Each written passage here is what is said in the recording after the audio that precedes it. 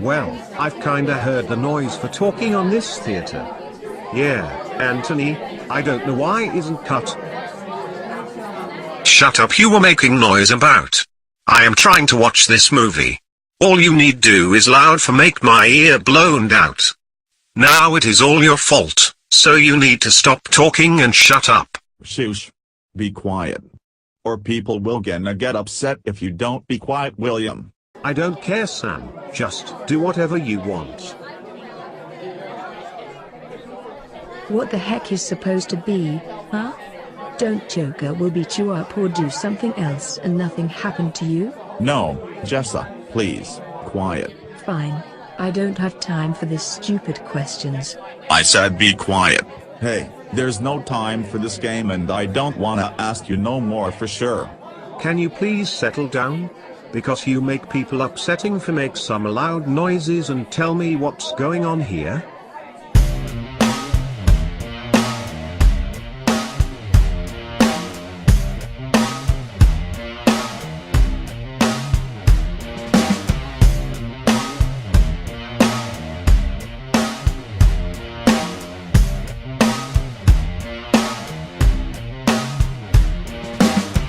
Dr. Flint, a physician in the neighborhood, had married the sister of my mistress, and I was now the property of their little daughter. It was not without murmuring that I prepared for my new home. And what added to my unhappiness, was the fact that my brother William was purchased by the same family. My father, by his nature, as well as by the habit of transacting business as a skillful mechanic, had more of the feelings of a freeman than is common among slaves. My brother was a spirited boy, and being brought up under such influences, he daily detested the name of master and mistress.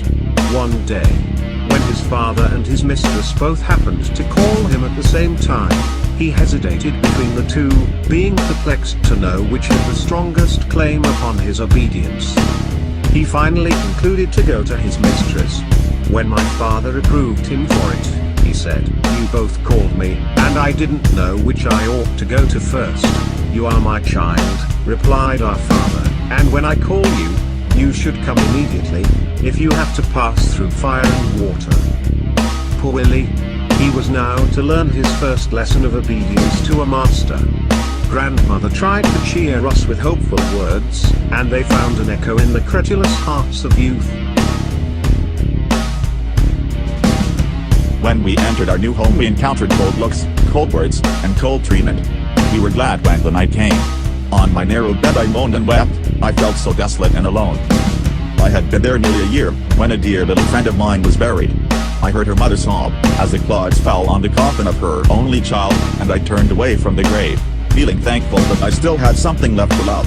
I met my grandmother, who said, "Come with me, Linda," and from her tone I knew that something sad had happened. She led me apart from the people, and then said, "My child, your father is dead." Dead? How could I believe it? He had died so suddenly I had not even heard that he was sick. I went home with my grandmother. My heart rebelled against God, who had taken from me mother, father, mistress, and friend. The good grandmother tried to comfort me. "Who knows the ways of God?" said she. "Perhaps they have been kindly taken from the evil days to come." Years afterwards I often thought of this. She promised to be a mother to her grandchildren, so far as she might be permitted to do so, and strengthened by her love, I returned to my master. I thought I should be allowed to go to my father's house the next morning, but I was ordered to go for flowers, that my mistress's house might be decorated for an evening party. I spent the day gathering flowers and weaving them into festoons, while the dead body of my father was lying within a mile of me. What cared my ownness for that? He was merely a piece of property. Moreover, they thought he had spoiled his children, by teaching them to feel that they were human beings.